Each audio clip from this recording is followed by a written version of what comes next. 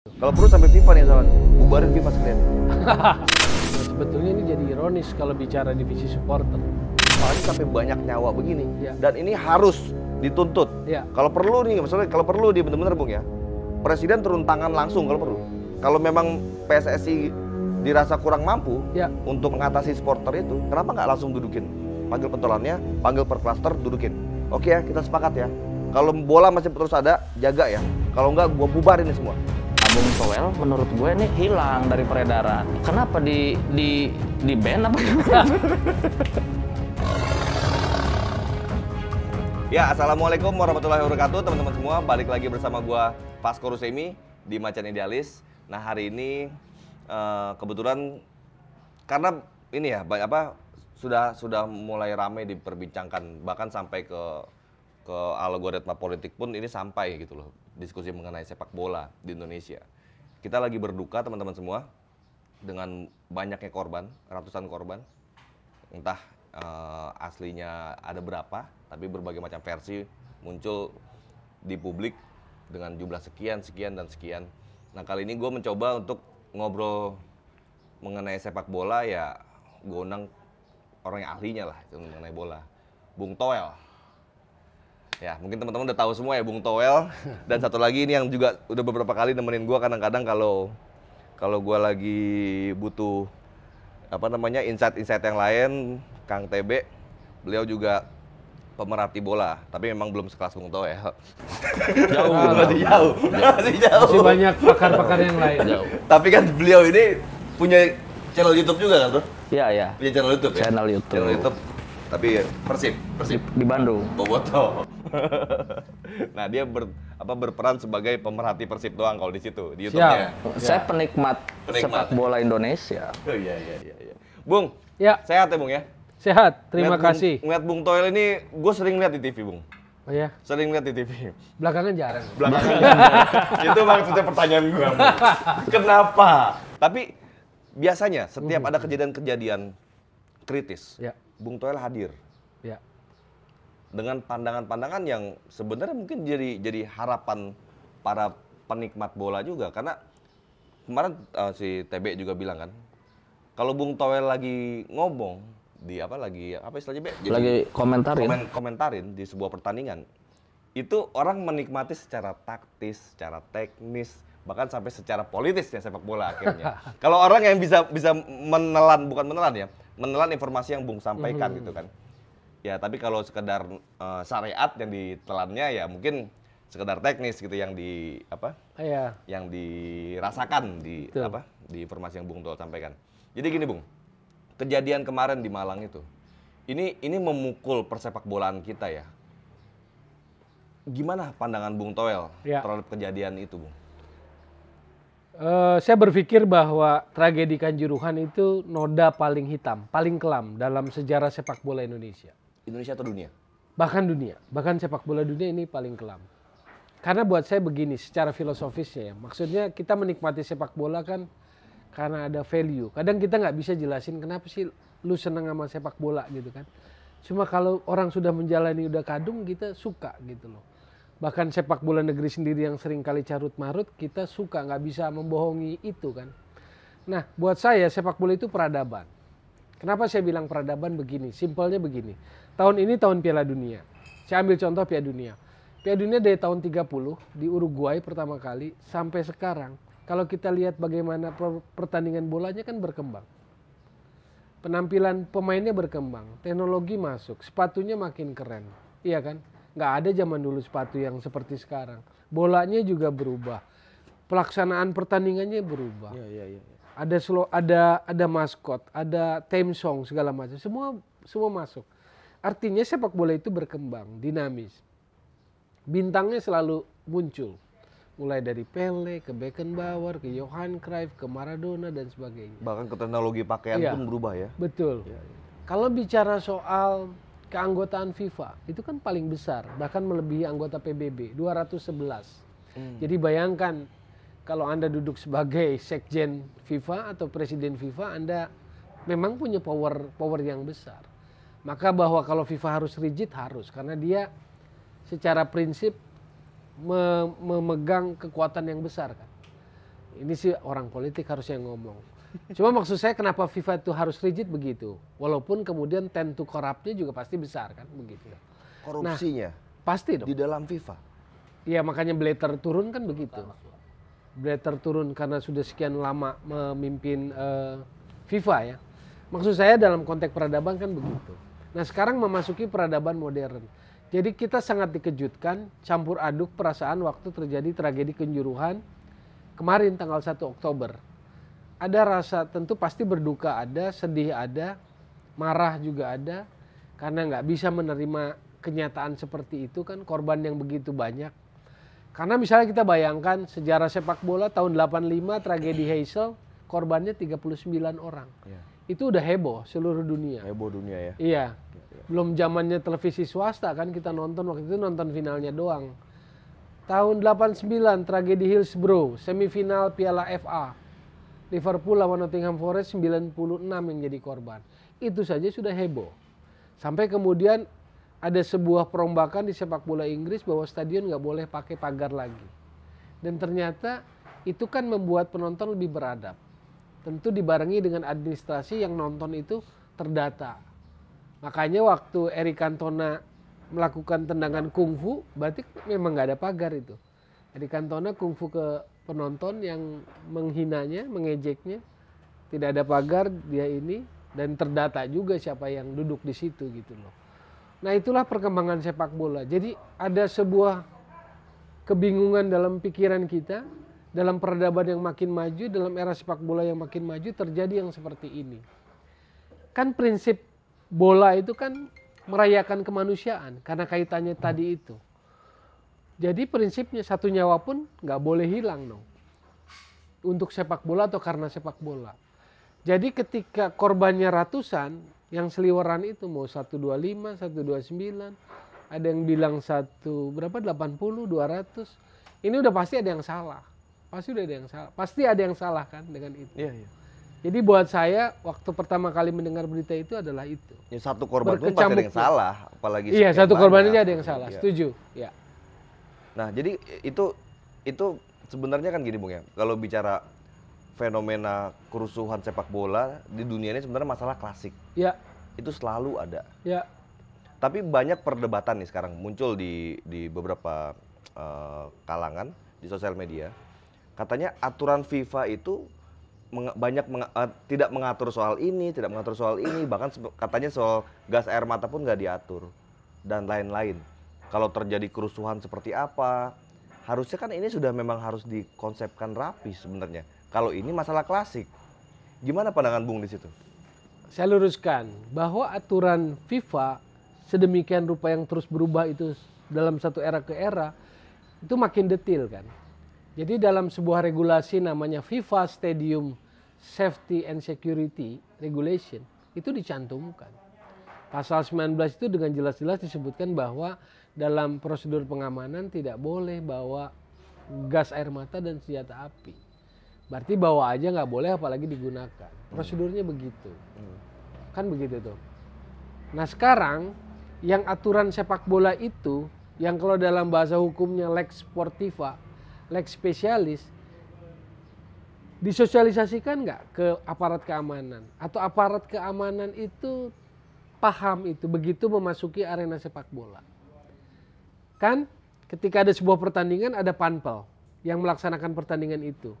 Itu under club kan, karena tuan rumah kan, klub tuan rumah. Pengamanan ini kan Panpel bukan ini punya tuan rumah ya? Biasanya tuan rumah, kan host tuan rumah. Pengamanan itu kan bukan bagian terpisah, tetapi sebetulnya bagian dari panpel. Iya kan? Lalu ada rapat-rapat koordinasi. Dalam lazimnya di sepak bola begitu, ada rapat koordinasi menjelang pertandingan. Bicara tentang prosedur dan sebagainya. Jadi disitulah sebetulnya, kalaupun polisi harus diingatkan lagi atau aparat keamanan harus diingatkan lagi di situ. Tentang aturan-aturan itu, FIFA regulation itu. Nah pertanyaan sekarang kenapa sampai terjadi gas air mata yang keluar? Pertanyaan saya adalah apakah memang tidak tahu aparat keamanan? Apakah tidak disampaikan regulasi itu? Ataukah disampaikan tapi tetap kejadian gitu kan? Jadi mungkin kemungkinan-kemungkinan itu yang harus dicari jawabannya. Iya, iya, iya. Kalau investigasi sekarang. Ya memang bicara investigasi kan sekarang lagi di ini ya. Presiden udah perintahkan Menko Polhukam, langsung Menko Polhukam yang turun untuk kejadian ini kejadian kemarin. Kalau menurut gue ya, Bung ya. Kalau misalnya panitia pelaksana itu di apa namanya bukan di endorse, itu miliknya tuan rumah misalnya Arema gitu ya. Kalau memang dia sudah mengarahkan tim keamanan untuk tidak bawa, pasti nggak bawa harusnya. Yes.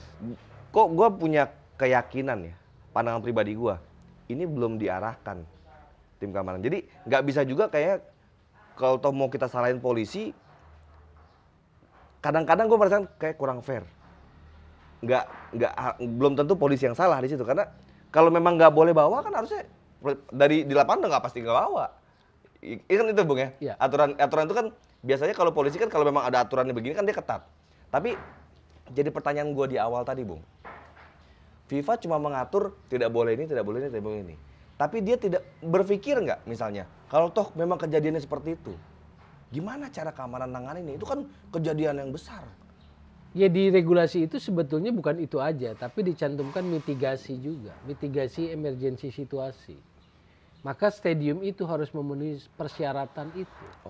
Akses masuk, jumlah penonton. Iya, betul. Iya. Nah di regulasi itu ada sebetulnya. Bahkan kecurangan pun nggak boleh, gini-gini. Akhirnya kalau ini terjadi kecurangan, akhirnya muncullah ini. Hanya masalahnya itu tadi, regulasi itu continue tidak.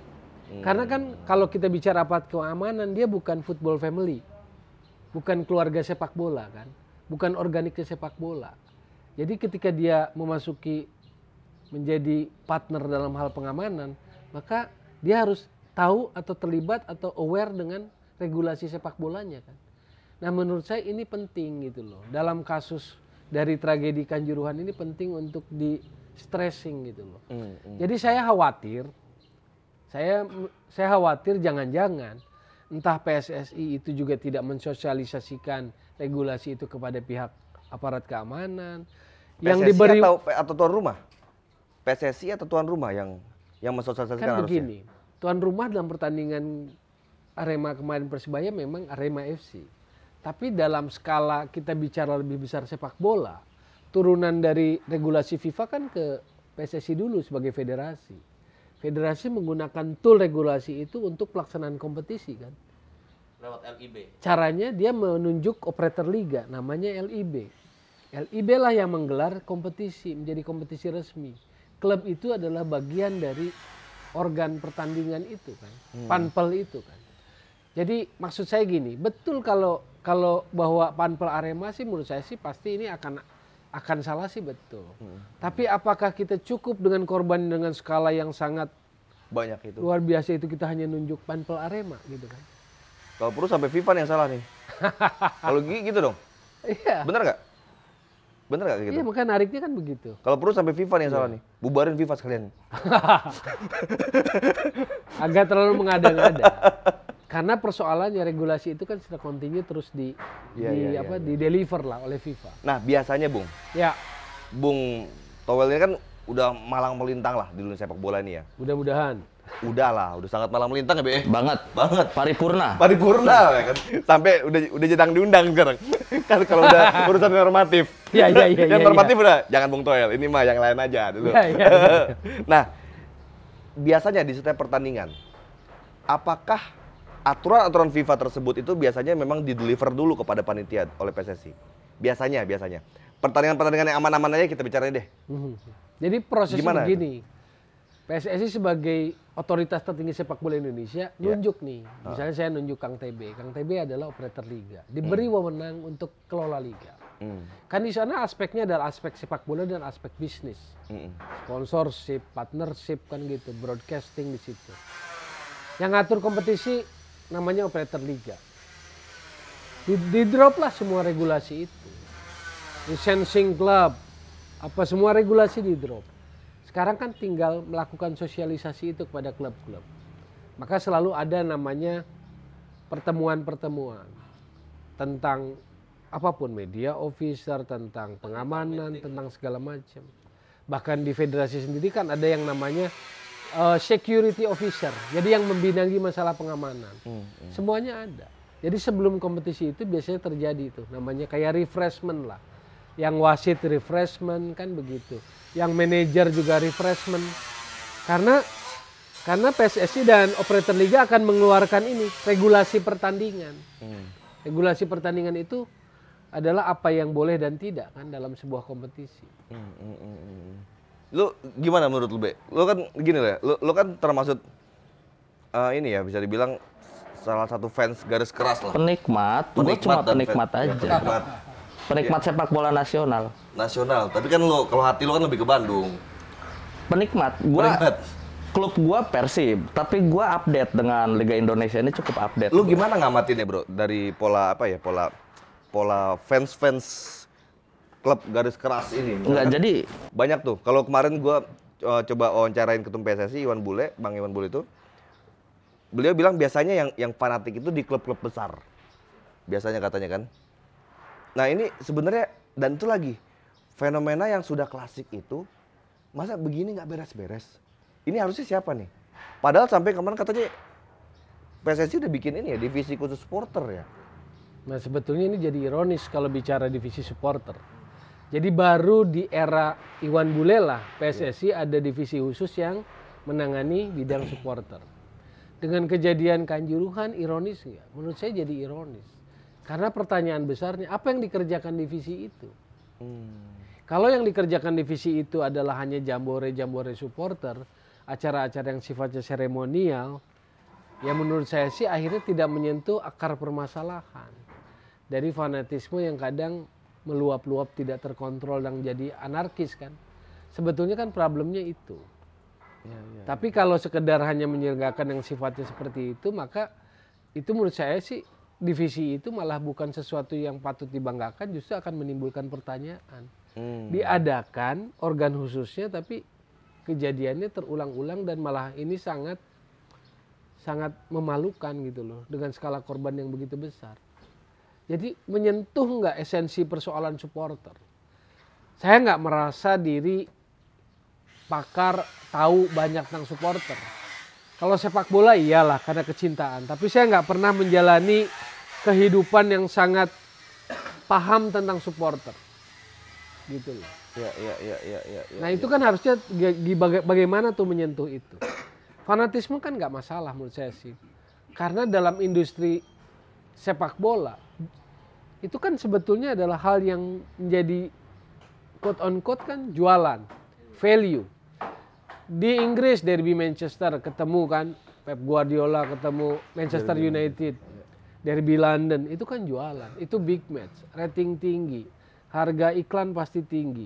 El Clasico Madrid Barcelona, derby Milan, bahwa itu kemudian secara skala pertandingan tensinya tinggi, resikonya besar, iya, karena dua-duanya punya basis supporter yang kuat dan fanatis.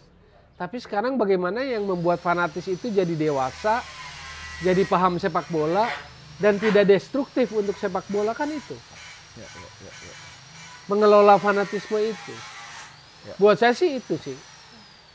Bahkan kalau teman-teman bonek kan atau di radio bonek kalau saya kutip, dia selalu bilang slogan, fanatis boleh, goblok jangan. Kata mohon maaf saya pakai kalimat yang asli dari teman-teman di Surabaya.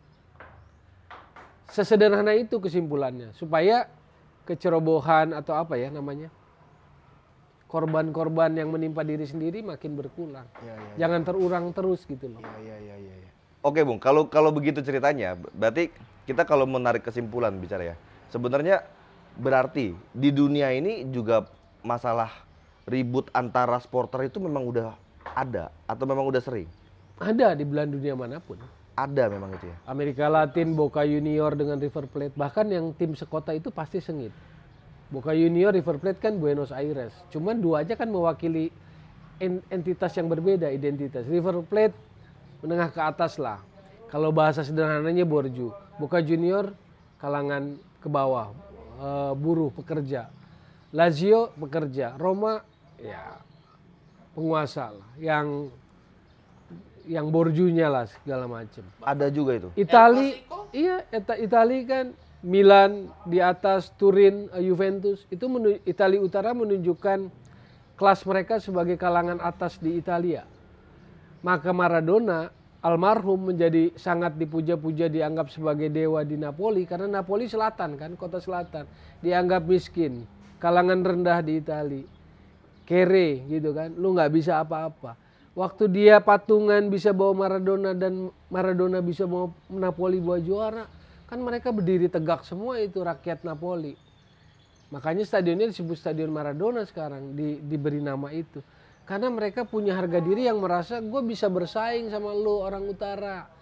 Utara kan Fiat, Turin kan, ada Milan, semua kan konglomerasi di situ. Dia orang selatan merasa terpinggirkan. Dengan Maradona harga dirinya mereka bangga. Itu maksud saya kalau kita memahami sepak bola sebenarnya kita bicara tentang kehidupan. Dan yang terimplementasikan dalam itu tadi, ekspresi-ekspresi supporter. Di belahan dunia manapun. Di tahun 90-an waktu Yugoslavia pecah, supporter garis keras Red Star atau Partisan itu kan dipakai juga. Dipakai untuk kepentingan itu. Saya nggak mau terlalu jauh itu karena saya hanya membacanya saja. Tapi itu kan artinya di mana-mana ada ultras. Tapi bagaimana mengelola ultras? Bagaimana mekanisme pengamanannya, kan seperti itu aja. Ya. Kalau gini, Bung, kalau itu kan pertandingan antar klub ya, Bung ya. Ya. Pernah nggak antar negara terjadi seperti itu? Kalau sejarah antar negara itu tahun 68-69, kualifikasi Piala Dunia 70. Negara kecil bertetangga di Honduras dan El Salvador. El Salvador lebih kecil. Dia banyak imigran ke Honduras. Jadi Honduras lebih gede posisinya. Kualifikasi untuk dapetin tiket ke Meksiko final Piala Dunia 70. Yang pertama kalah kalau nggak salah El Salvador, lalu ada seorang penggemar perempuan muda, seorang remaja muda, karena kalah timnya El Salvador, dia bangun dari kursinya, dia ambil kelaci pistol punya ayahnya, dia bunuh diri. Nah itu membuat emosional rakyat El Salvador bergolak karena waktu pertandingan di Honduras, El Salvador diintimidasi oleh supporter dari Honduras. Jadi begitu pertandingan leg kedua Honduras datang ke El Salvador, itu terjadi hal yang sama. Yang akhirnya memicu perang kan. Yang judulnya Football War kalau nggak salah atau Soccer War. Ada buku novelnya. Ryszard Kapuscinski, seorang jurnalis Polandia, penulis Polandia yang menulis itu jadi sebuah novel berdasarkan kisah nyata, 100 jam perang antara dua negara tetangga yang dipicu oleh itu tadi, pertandingan sepak bola. Yang kalau lihat akar belakangnya sebetulnya adalah El Salvador ini kan pendatang. Jadi persoalan imigrasi, imigran, persoalan tanah, jadi meledaklah. Imigran El Salvador di Honduras itu juga dapat tekanan waktu ada balasan. Perang 100 jam. Cuman waktu itu kan negara kecil seperti El Salvador dan Honduras itu ketutup dengan Apollo 11 tahun 69. Jadi perang itu hanya dapat headline dunia ketika darah keluar, tetapi begitu muncul ada misi Apollo 11 menginjak kaki pertama di bulan, ketutup itu cerita tentang itu. Jadi yang seingat saya itu yang menyebabkan perang antar negara. Kayak kejadian pertandingan bola Indonesia Malaysia aja itu kan panas juga ya, Bung ya. Ya. Hampir juga beberapa Sentimen kali. tinggi kan. Sentimen tinggi situ ya. Kadang gue ngeliatnya gini loh, Be. Bola ini kan sebenarnya buat hiburan harusnya. Hiburan, kita menikmati sportivitas. Tapi kalau ujung-ujungnya akhirnya dengan berbagai macam kepentingan terjadilah konflik-konflik yang merugikan. Ngapain? Ada pertandingan dulu. Nah, sepak bola kan ini, Nggak bro. bisa se-ekstrim itu kali. Gak bisa ekstrim itu ya? Melahirkan se-ekstrim fanatisme, melahirkan Iya, fanatisme tapi- dan banyak orang yang fanatismenya bablas. Begitu. Jadi ya kalau bicara kanjuruhan misalkan ya. Apa ya? Beberapa waktu lalu kan kita juga ada supporter meninggal 2 orang di Bandung karena terinjak-injak. Itu aja udah tragis banget. Ada pendukung Persib meninggal di GBK 1 orang ataupun sebaliknya supporter Persija meninggal di Bandung, 1 orang, itu aja udah miris banget gitu. Terus kita harus dihadapkan dengan orang yang meninggal di atas 100 orang, 170 atau 150 tadi. Ini kita speechless juga, Bung Ya, betul. Kita speechless harus ngomong apa gitu loh. Ya, betul. Ya kan ini luar biasa, apa ya, sesuatu yang nggak pernah masuk nalar kita, yang nggak mungkin ini terjadi, tiba-tiba terjadi gitu. Ya. Nah terus gue berpikir, bro, ini siapa yang salah ya dalam kasus ini? Kalau boleh gue bilang ya kita semua ada peran salahnya gitu. Pertama gue ambil dari supporter, soal fanatisme berlebihan. Fanatisme berlebihan kan efeknya kan tuntutan menang aja, menjadi kurang bijak ketika menerima hasil kekalahan. Akhirnya melampiaskan ekspresi yang tidak semestinya. Mungkin seperti yang terjadi kemarin karena memang derby tadi ya, Bung ya. Mungkin kalau lawannya bukan Persebaya enggak. Lalu kalau Panpel di mana letak salahnya? Sebelumnya kan Persib tuh lawannya ya. Oh iya, Arema sebelumnya lawan Persib dan kalah juga. Kan? Arema gitu. Nggak terjadi. Ya justru ini bagi gue klimaks pendukung Arema, ini kok kondisi klub begini terkait aja. itu sudut pandang sepak bola nih ya, menambahkan. Kalau kemarin kan sebetulnya boneknya kan nggak datang. Jadi aspek resikonya ada minimalisir. Sebenarnya udah dikurangin. Nggak boleh betul. datang, nggak boleh datang. Iya. Pemain Persebaya aja datangnya pakai Barakuda kan. Nah, dari sisi sepak bola begini. Kalah di Kanjuruhan dari Persib, dari Persija, 2 kali kalah. Secara emosional memang Aremania ini sedang kecewa dengan performa klubnya, klub kesayangannya. Nah, ketika kalah dari Persebaya kan ada semacam ini kalau di dalam pikiran grassroots orang-orang yang suka bola. Boleh kalah sama yang lain tapi nggak boleh kalah sama ini. Ya, kalau ada Persib istilah kan begitu. boleh kalah sama yang lain tapi jangan sama Persija. Jangan sama The Jack, iya. Kan begitu tuh, ada kayak begitu. Jadi mungkin itu sedikit banyak memicu sekelompok supporter atau sekelompok beberapa supporter untuk melampiaskan ekspresinya. Melakukan tindakan-tindakan yang di luar turun kan nalar. nggak semua di Kanjuruhan. Nggak semua. Sama beberapa. Itu tadi supporter ya penyebabnya. Kedua, bicara Panpel. Kalau kita baca berita, ternyata katanya Panpel ini juga mencetak tiket lebih dari kapasitas. Kapasitas Kanjuruhan tuh cuma 30 atau 20, berapa? 38. 38 yang dicetak. 38 itu berarti padat. Yang dicetak 40.000 lebih. 42 katanya. 42.000. Informasi beredar gitu. Jadi tidak ada antisipasi. Kedua, kalau bicara polisi karena bertentangan dengan regulasi FIFA soal gas air mata, mungkin ya kita bisa menerima hal itu. Tapi kan kita juga lihat kalau polisi sudah menyarankan Panpel untuk pertandingannya dimajukan. Udah ada itu menjadi ya? sore. Bos, ini kan keluhan Tertulis. banyak. Tertulis udah. Tertulis surat pengajuan. dari polisi. Ini main malam ini keluhan banyak orang loh. Karena gini, lu main kick off jam 8. Polisi ini apel dari pagi. Supporter ini berangkat ke stadion dari pagi. Ini di kota mana aja. Tiba-tiba melewati jam makan malam karena di stadion. Kan kick off jam 8 tuh biasanya jam 7 atau setengah 7 udah di dalam, bro. Iya kan, Bung? Betul. Makan malam lewat, bos. Ini orang emosi. Begitu juga stamina. Nah, ini yang salah dalam hal ini broadcaster juga. Banyak yang nilai ini main terlalu malam, tapi demi rating, demi prime time, lalu dipaksakan jam segitu. Ini juga kan nggak sehat. Ditambah lagi kan kondisi chaos saat itu kan gelap karena malam, lampu mati, kondisi perut lapar, emosi nggak stabil. Kalah pula. Kalah. Iya. Jadi semua punya apa ya? Punya peran Elemen sebenarnya. itu memperburuk suasana. faktor-faktor itu memperburuk.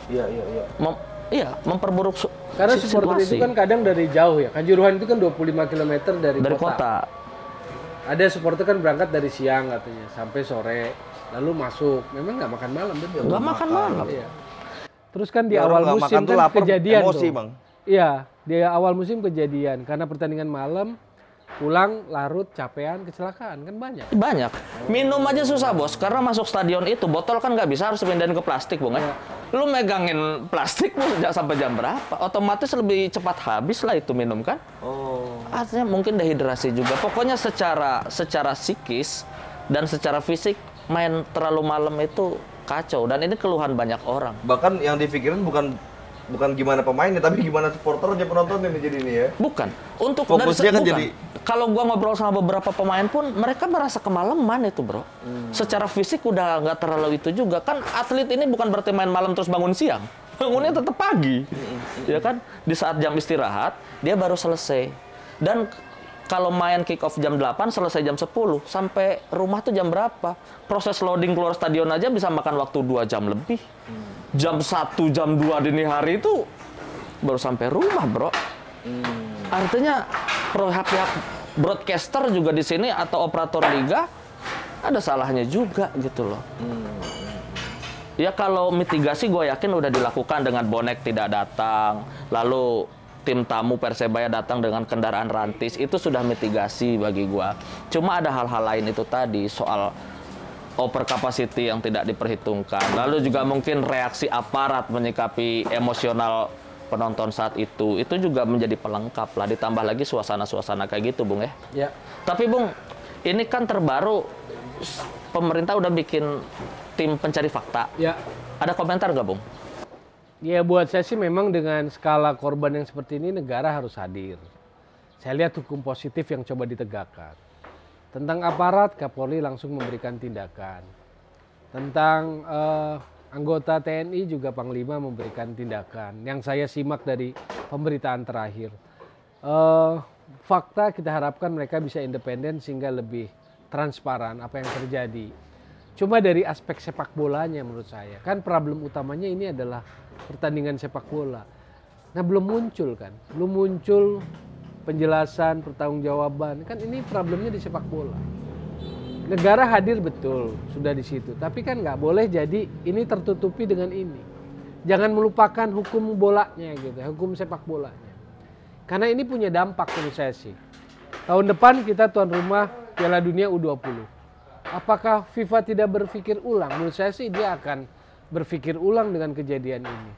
Dia akan bertanya ulang, dia akan mengasesmen ulang tentang keputusan memberikan tuan rumah Indonesia. Karena secara filosofis gini, berarti kan Indonesia, PSSI dalam hal ini sebagai otoritas sepak bola, nggak bisa menyelenggarakan pertandingan sepak bola secara aman. Bahkan menimbulkan korban jiwa yang sangat teramat banyak. Ya, gimana ntar bicara kelas dunia nih. Dan enggak, kejadian Kanjuruhan itu kan menimbulkan reaksi sedunia, Bos. Semua, sampai Pep Guardiola, bintang-bintang besar, klub-klub besar tuh semua jadi sorotan dunia. Malamnya langsung hari Minggu malam kan derby Manchester pakai pita merah. Begitu juga di La Liga. 1 minute silent itu ya. Presiden FIFA juga langsung memberikan pernyataannya secara resmi, dilansir di website resminya FIFA juga. Jadi ini bukan hal yang itu tadi, bukan sebuah tragedi buat sepak bola Indonesia, sepak bola dunia. Sepak bola dunia. Dan ini pasti punya pengaruh, image buruk. Seperti tadi dibilang, dalam konteks di luar sepak bola kan negara ini malu, bangsa ini malu. Nah kemudian Indonesia kan mau jadi tuan rumah Piala Dunia tadi ya. Dengan kejadian kayak gini, kan kita jadi tuan rumah, gimana Bung? Ada kemungkinan jadi terancam tuh. Kalau menurut saya sih agak logis atau sangat logis secara logika sepak bolanya menjadi ada ancaman terhadap status kita sebagai tuan rumah Piala Dunia U20. Karena kan kita akan jadi host tuan rumah, menyelenggarakan pertandingan level dunia, Piala Dunia U20. Sorotan dunia akan datang ke situ. Sementara di domestik sepak bola kita memakan korban jiwa banyak. Pertanyaan filosofis paling dasarnya adalah akhirnya kan orang bertanya, Indonesia tidak bisa menyelenggarakan pertandingan sepak bola dengan aman, kan seperti itu. Di zaman, di era yang modern seperti sekarang, yang guidance itu kan sudah ada, hanya persoalan implementasi, gitu kan. Mampu nggak diimplementasikan semua regulasi itu? Prosedur standar itu mampu nggak? Gitu. kok ada aja ya momentum beginian ya pas lagi kita mau jadi tuan rumah loh ya. Iya. Tapi memang apapun ceritanya soal tuan rumah, bagi gue sih menjadi nggak penting. Kita harus lebih tetap empati sama kondisi kemanusiaan ini ya. Gimana negara menyikapi ini dan tidak ada lagi kejadian serupa ke depannya. Bos, satu nyawa aja, gimana sih? Biasanya kan kita ngelihat ada orang yang tewas di atas 100 secara bersamaan itu kalau nggak kecelakaan pesawat, kalau nggak bencana alam. Ini nonton bola, Pak. Gitu. Ini nonton bola, jadi begitu. Ini kan jadi catatan luar biasa.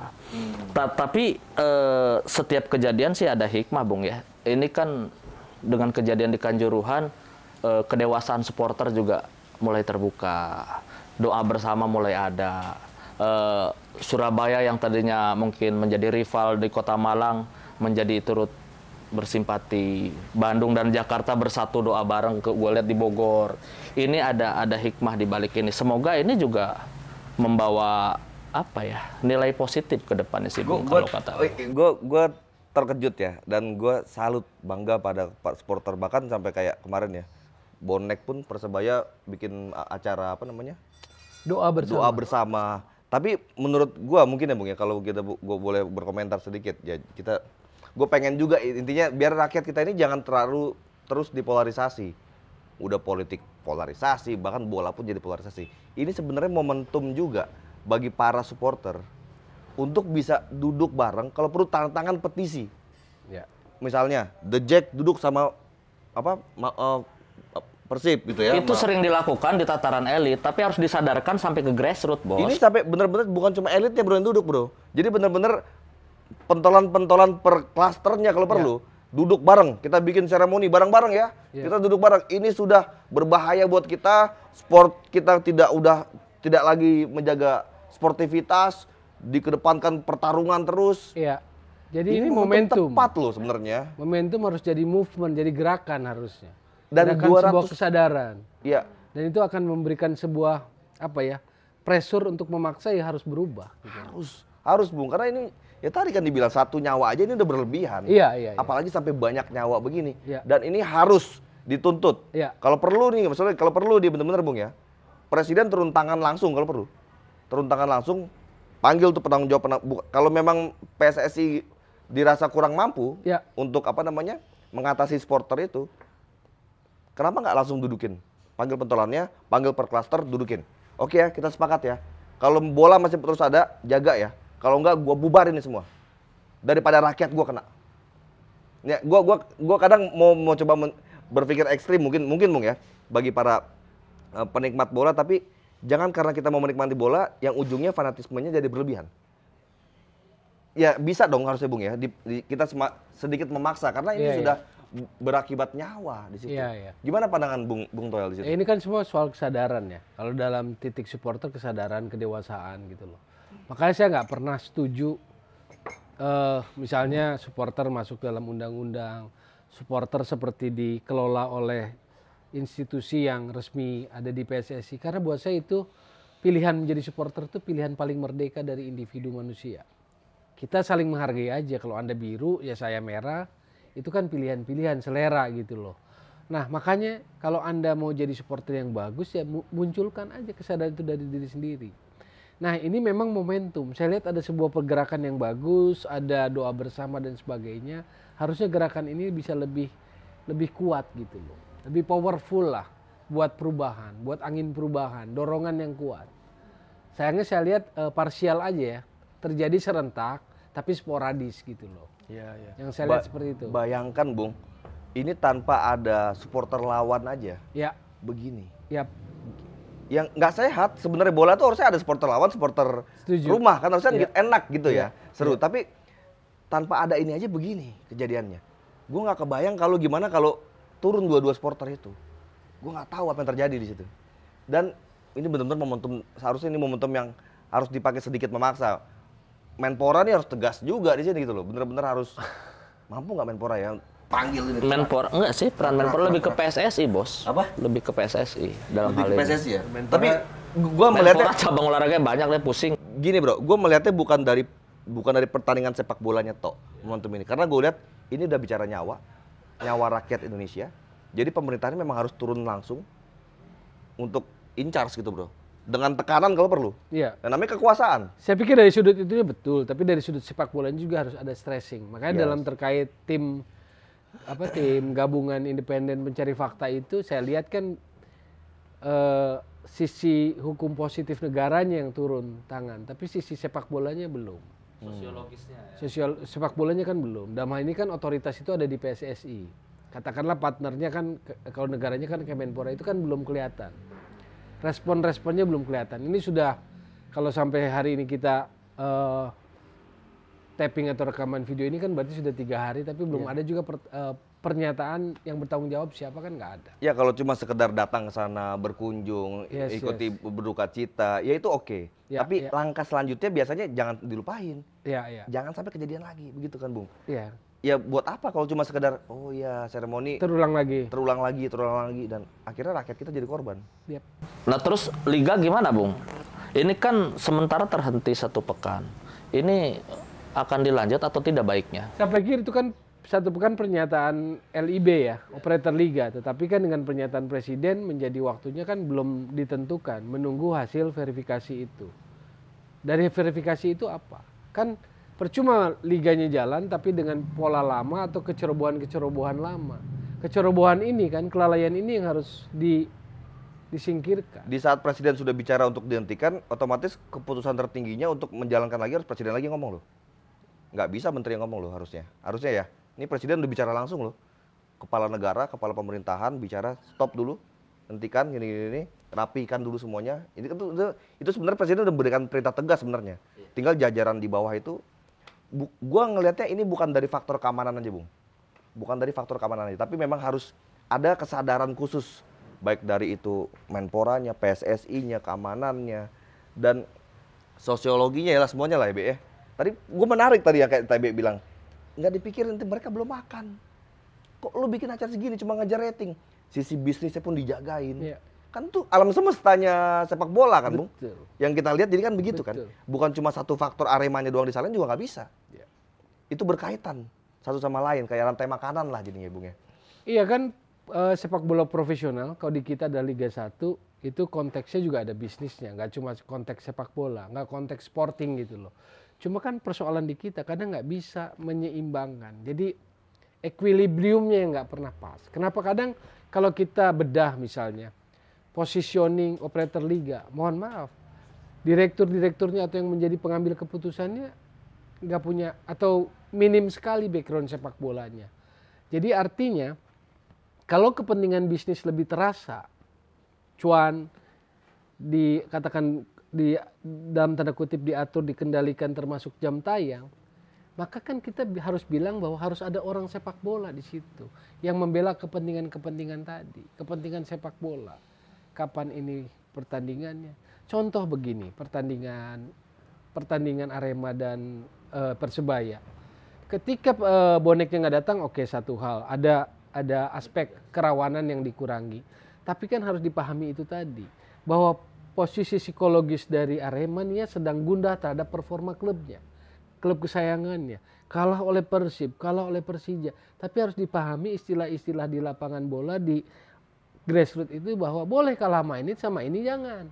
Nah itu harus jadi pertimbangan. Dan itu kan yang orang tahu kan orang bola. Orang yang sehari-hari memang bergelut di situ dan identitasnya bola, baru paham. Sehingga kemudian ketika ada permintaan ke sore, itu tidak serta-merta kemudian dibantah, ditolak gitu loh. Berarti harus ditelaah dengan benar kan. Maka itu tadi saya bilang, equilibrium itu penting. Betul, profesional football adalah bisnis juga, 50%. Tapi kan Anda harus seimbangkan itu. 50%? Ya katakanlah seperti itulah gitu kan. Karena kan ini kan bicara tentang bisnis yang white list-nya ya, yang white list ya. Iya, kan ada kontrak, ada segala macam yang cost-nya besar semua. Maka kan harus ada sponsorship, ada broadcasting partner gitu kan. Mafianya juga hak siar dan sebagainya, mafianya juga. Tapi kan harus ada yang jaga itu. Maksudnya kita kan nggak berusaha naif bahwa harus ini enggak, tapi kan harus ada yang jaga itu. Dan ini kan harus ada yang sosok yang kuat gitu loh.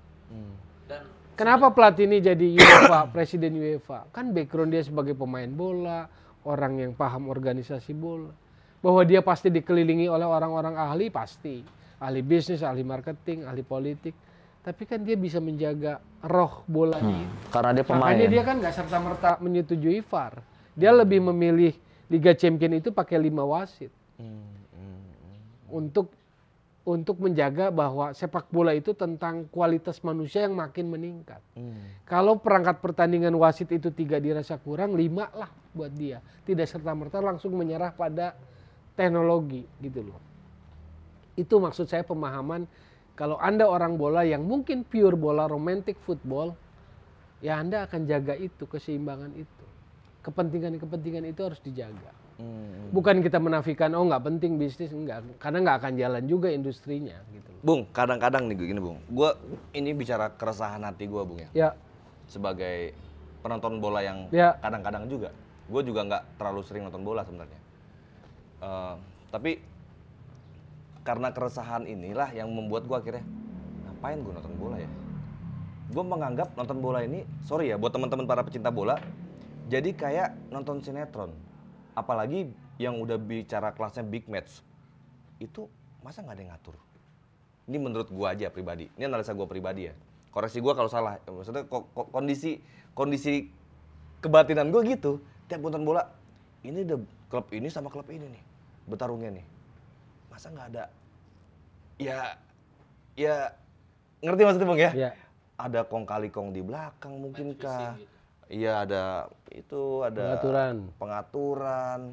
Dan gue yakin orang sekelas Bung Towel, nggak tahu kenapa gue yakin lu memahami memang ada harusnya Cerita di balik layar. di balik layarnya Bung.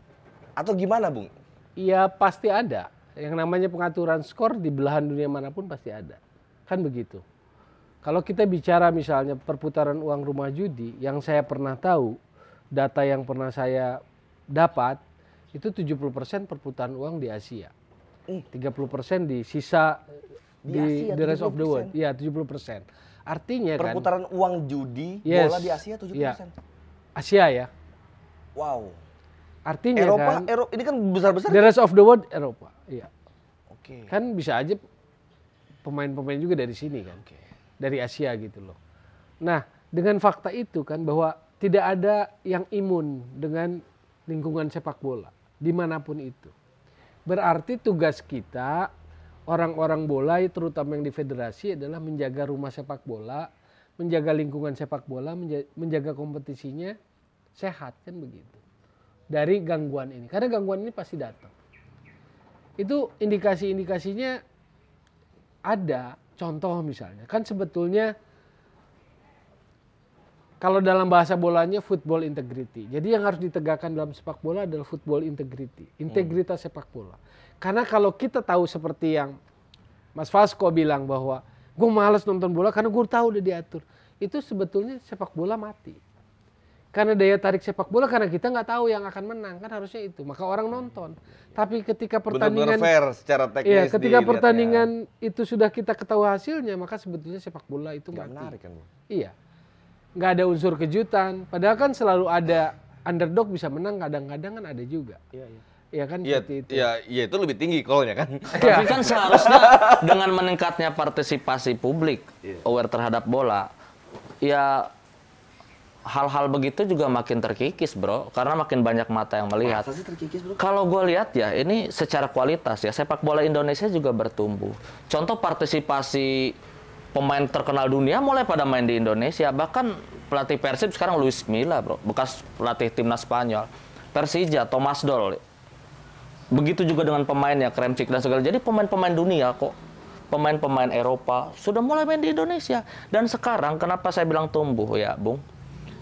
Apa duit pemain bola tuh gede sekarang. Dulu itu gajinya bulanan, hitungan juta gitu loh.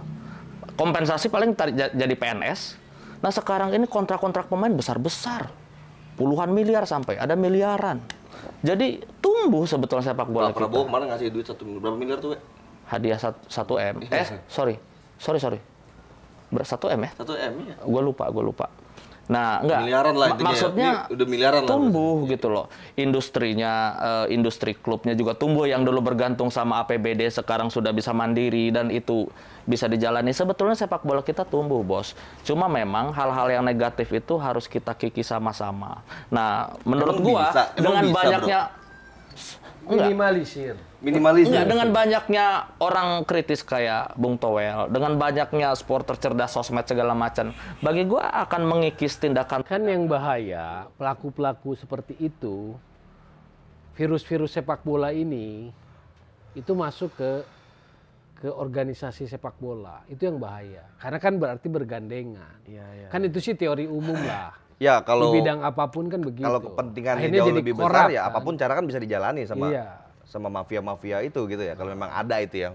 Tapi gue yakin ya kalau misalnya kayak gini ya, sekelas Bung Towel, Gue yakin 5 menit pertama dia udah bisa baca nih bro. Wah ini diatur mainnya. Gue yakin deh. Karena lu memang tiap 5 hari menit kecepatan. kecepatan. Berapa menit? 15 menit, 20 menit paham. Lu udah bisa lihat itu. Ini game diatur. Cenderungannya lah gitu. Lu bisa lihat itu, Bung. Oke. Ya beberapa kali lah. Ya, Dan di liga sekarang masih terjadi. Analisa ya, Masih. dugaan. Dugaan loh. Iya, duga.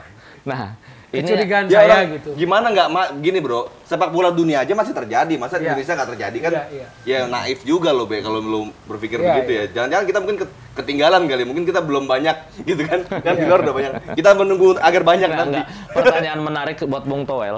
Kenapa sekarang jarang jadi komentator? Enggak, jadi gua tuh pengagum Bung Toel, Bos. Kalau kita nonton bola, mata kita terhibur dengan permainan pemain, kuping kita teredukasi dengan statement-statement Bung Toel gitu. Teredukasi gitu loh. Nah sekarang gua nggak dapatkan nih. Bukan berarti komentator yang lain Dapat, nggak ada. bagus, tapi tidak ada yang sebagus Bung Toel itu menurut gue. Iya, Nah gua rindu. Kenapa Bung sekarang nggak pernah jadi Politisi, komentator? Bung. Mungkin saya nggak Politisi. bisa teriak-teriak dalam komentator. Saya bisa teriak-teriak. Teriak tuh yang jebret gitu ya? Iya, Itu kan? teriak. Jebret. Jawaban paling aman kan? Jawaban paling yang nggak aman. jawaban yang nggak aman. Nggak, gua menduga gini loh. Kalau memang mau maju ya seharusnya yang komentar juga orang yang kualitas. Nah, Bung Toel menurut gue nih hilang dari peredaran. Kenapa di ban apa gimana?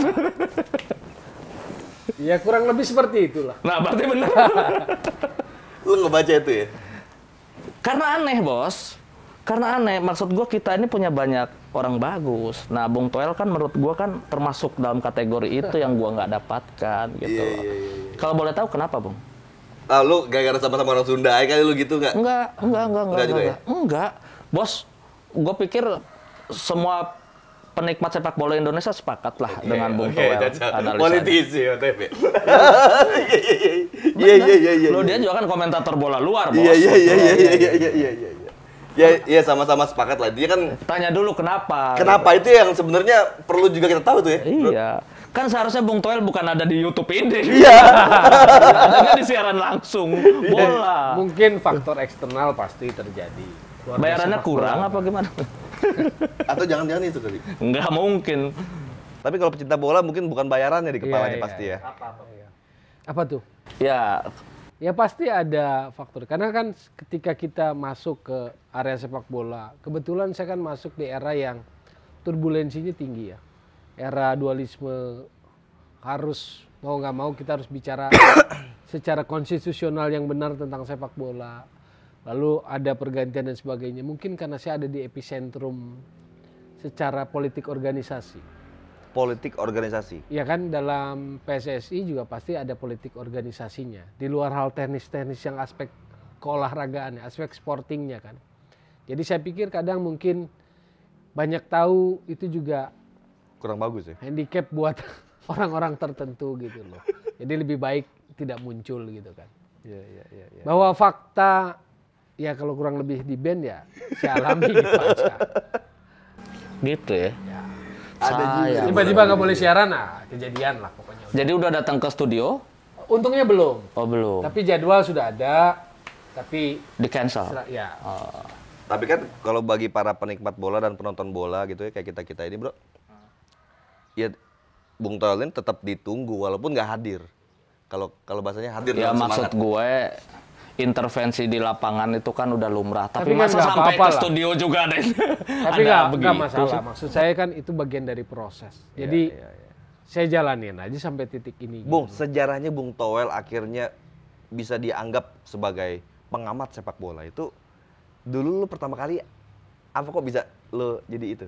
Ya sederhana, senang main bola sebetulnya. Di Bandung dulu main bola. Zaman main bolanya masih era dulu lah ya, Tegalega, Stadion Persib Siduleh kan, Sidolik tulisannya. Kita sebutnya Siduleh. Jadi bobotoh dulu. juga dong. Enggak juga sih. Kalau sampai ke level itu enggak. Karena dulu zaman waktu itu enggak ada. Enggak ada yang katakanlah Viking, bobotoh itu enggak ada. Iya. Kalau Persija datang pun ya normal-normal saja. Dan saya pun berteman dengan banyak pemain Persija era itu. Kamarudin Betai, zaman Persibnya Ajat ya Persijanya kan Kamarudin Betai dan kawan-kawan lah. kecintaan pada sepak bola, main bola mungkin karena nggak jago main bolanya, akhirnya memilih melanjutkan sekolah lah. Tapi kemudian sekolahnya ke jurusannya jurnalis dan akhirnya terjun di olahraga. Jurnalisnya lebih ke olahraga dan lebih kepada sepak bola. Karena background jurnalis ini sebenarnya Iya, yang akhirnya jurnalis melengkapi. sepak bola, lalu tahun 90-an itu kan booming TV swasta.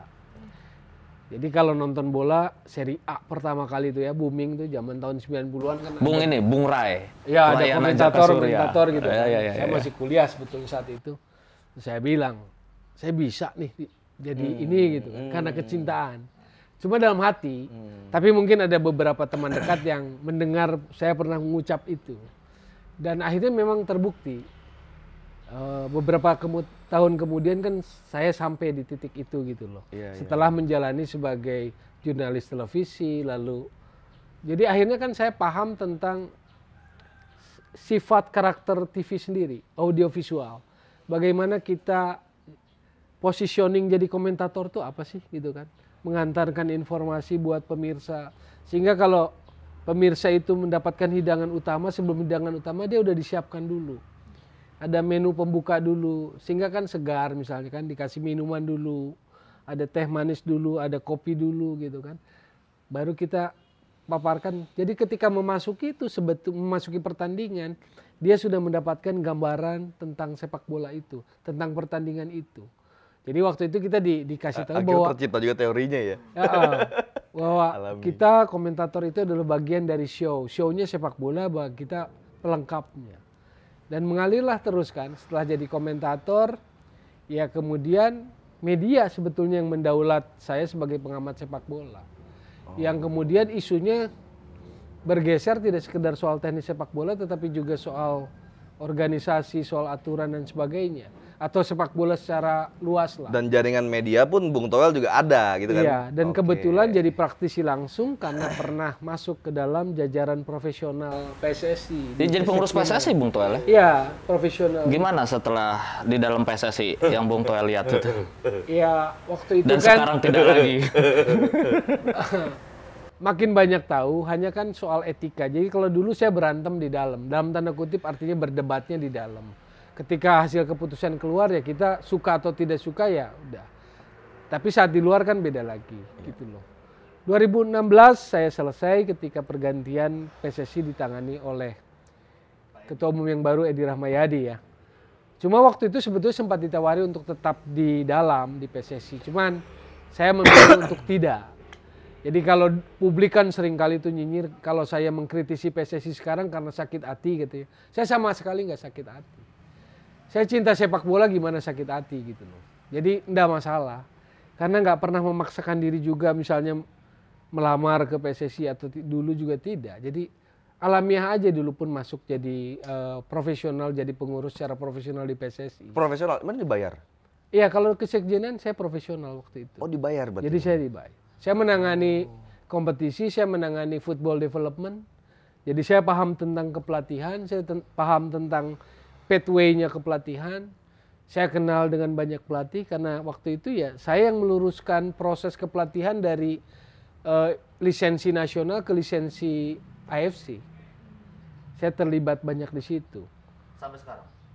Sampai sekarang kan udah di luar PSSI. Kenapa enggak? Cuma ketika sekarang mengkritisi kadang dianggapnya adalah sebagai ekspresi sakit hati. Saya sama sekali nggak sakit hati. Karena itu tadi fakta bahwa waktu 2016 pun pergantian ketua umum saya ditawari, saya yang menolak. Oh, Jadi tawari artinya masuk kalau lagi. sekedar hanya ingin terus di PSSI sejak itu pun saya masih bisa. Tapi saya memang menolak. Kenapa nggak dikapitalisasi ke klub misalkan jadi direktur teknik atau analis, konsultan secara Terbuka sih, official? tapi mungkin kalau sekarang karena saya dianggap enemy-nya barangkali ya buat PSSI, jadi mana ada klub yang mau saya. Klub yang takut. Atau nggak berani bayarannya. Oh iya. Atau ketinggian. Iya. Ketinggian harganya ketinggian harganya. Pusing gitu. Tapi gini nih Bung ya. Orang ini kan berarti tandanya di PSSI sendiri itu bisa profesional. Iya, kalau Itu di bawah menjanjikan section, secara ekonomi. menjanjikan harus. Lumayan ya Bung Iya. ya. Nah, sekarang juga pertanyaan buat gua pribadi Bung Iya. ya. segitunya orang memperebutkan menjadi pengurus PSSI. Ketua umum bahkan sampai pengurus pun diperebutkan. Apa sih yang menarik masuk dalam suatu organisasi itu? Secara materikah atau secara politikkah? Yang Bung alamin? Jadi perbedaannya gini, kalau di organisasi di bawah kesekjenan adalah profesional. Tetapi yang non profesional itu adalah exco. Jadi sebetulnya hitam putihnya ditentukan oleh exco. Exco ini pengambil keputusan tertinggi di luar kongres kan begitu. Nah buat mereka apa kepentingannya? Satu, popularitas saya pikir. Kedua adalah akses, ya kan? Buat orang yang selama ini berkecimpung di bidang politik atau ya non bola itu akan menambah banyak akses kan begitu. Ketiga ya pasti ekonomi. Kalau bisa kelola sepak bola secara benar, secara bisnis itu kan pasti ada nilai ekonominya. Saya pikir itu benefit. Gue lihat beberapa kali pergantian pengurus PSSI, Bung ya. Isinya banyak banget orang politiknya. Gue jadi apa yang diperebutkan di sana? Apakah nggak cuma PSSI, Bro, semua organisasi olahraga. Semua organisasi olahraga ya. Tapi kita lagi bicarain bola nih. Enggak, karena sejujurnya perhatian pemerintah ke olahraga juga belum maksimal. Kadang butuh bapak angkat, Bos. Dengan jadinya si tokoh Anu menjadi ketua cabang olahraga juga bisa membantu akses untuk menghidupkan ini. Ada kepentingan nggak dari sisi politik untuk politisi? Ya itu mah tergantung orangnya. Mas gue gini, apakah bisa misalnya anggaplah misalnya, gue mau bicara di dunia pragmatisme politik aja lah misalnya. Misalnya lo menjadi ketua umum PSSI, bisa berdampak nggak terhadap jadi elektabilitas lo misalnya jadi langsung tembak. Enggak, gua nggak bicara sekarang aja nih, Bung. Beberapa kali nih ke belakang nih. Sampai sekarang gitu ya. Kan dari aspek popularitas pasti tinggi, melambung. Popularitas ya. Ya. Oke. Misalnya gunakan kendaraan timnas. Apalagi kalau timnasnya bagus kan. Pertemuan besar. Aspek bisnisnya ya kompetisi dong. Itu kan pabrik. Duit itu. Mesin dong. Apa? Jadi ketum PSSI ada duitnya? Pastilah. Dan gue dengar-dengar ya. Kalau nggak ngapain ngotot 2 periode? Oh ini 2 periode? Gua nggak tahu. Periodenya berapa dan dibatasi atau enggak gua nggak tahu. Karena Nurdin Halid aja waktu itu lama banget kok gitu kan. Dibatasi 2 periode sekarang. Statuta yang terbaru 2 periode. Oh ada statutanya? Ada. Statuta kan FIFA. dari FIFA. Ya. Oh. Statuta tuh gini. FIFA presiden FIFA aja lama banget, Blatter. Ya dulu Blatter ya, lama. Tapi kan yang sekarang enggak. Kalau di luar kayak di FIFA sendiri, Bung, isinya politisi juga nggak?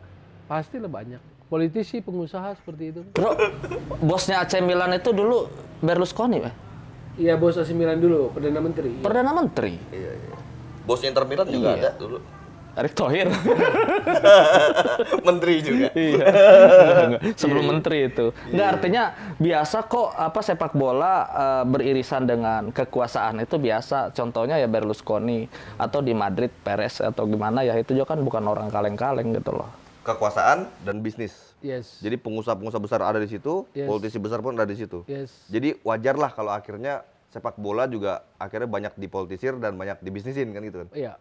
Dan secara olahraga kan event paling ultimate apa sekarang? Piala Dunia tuh, bukan Olimpiade. Paling ultimate, paling mahal ya Piala Dunia. Makanya kita sebut dengan istilah ultimate. Paling puncak. Olahraga paling populer di dunia sepak bola. Iya. Kalah semua. Olimpiade kalah semua. FIFA itu kan dihidupi dengan satu event aja yang namanya Piala Dunia. Tapi dia bisa menjalankan organisasi itu. Bahkan menambah 2 event yang konteksnya usia muda kan development. U17, U20. Dengar. Bener nggak sih untuk memperebutkan satu jabatan tertentu di PSSI itu ada peredaran uang di situ? Bener nggak sih kayak gitu, Bung? Ya pastilah. Ada. Ada lah. Cuma kan pembuktiannya tuh. Tapi uang beredar, tanya aja temennya dong. Yang kemarin mau nyalon jadi exco, teman Mas Vasco. Siapa, Bung? Nanti aja setelah saya acara ini. Oh, iya. Atau pertanyaannya habis berapa duit? Iya. Banyak obrolan. Iya. Kita tanya berapa duit udah keluar gitu ya. Ini udah cukup lengkap lah sebenarnya, hampir sejam kita bicara ini kan. Tapi menarik banget lah. Menarik banget diskusi kita sama Bung Toel. Intinya sepak bola bukan satu nyawa pun itu udah sangat apa ya? Sangat menyedihkan, sangat tidak sepadan dengan berapapun pertandingan. Ya. Satu nyawa pun dengan berapapun pertandingan, apapun pertandingannya, satu nyawa itu tidak sepadan kalau harus dikorbankan. Buat para supporter ya, untuk para teman-teman supporter ya dimanapun gitu loh. ketika kalian berpikir siap mati untuk membela klub, sebetulnya di sisi lain ada ayah yang ingin kalian tetap hidup, ada anak yang ingin kalian tetap hidup, ada suami atau istri yang ingin kalian hidup, begitu juga sahabat ingin kalian hidup. Jadi dari kejadian Kanjuruhan kita harus lebih mengedepankan logika dalam mendukung klub sepak bola gitu. Sepak bola hanya permainan yang berakhir dengan angka, bisa 1-2, 2 sama, 3-2 dan lain sebagainya. Jadi sikapi kemenangan dengan sewajarnya, sikapi pula kekalahan dengan sewajarnya. Tidak perlu fanatik buta karena tidak ada sepak bola seharga nyawa. Ya, betul. Bung Toel ada pesan khusus Bung Toel? Cukup saya Buat pikir. teman-teman? Terima kasih banyak Ya, Bung Toel. saya mau jadi politikus aja pesan. Saya mau jadi Setelah nggak gantiin. laku jadi komentator. Gantiin Bung Toel. Mau gantiin Bung Toel. Habis ini kursus dulu. Regenerasi. Oke teman-teman semua, kira-kira ini diskusi kita mengenai sepak bola. Mudah-mudahan ini bermanfaat buat kita semua yang nonton dan intinya tetap kita junjung sportivitas. Semoga arwah-arwah yang gugur di kejadian kemarin dimaafkan. Amin. Dosanya oleh Allah SWT dan amal ibadahnya semua diterima. Dan menjadi kejadian terakhir. Menjadi kejadian terakhir. Jangan ada yang lagi tewas di sepak Satu bola. orang pun nggak boleh. Assalamualaikum warahmatullahi wabarakatuh.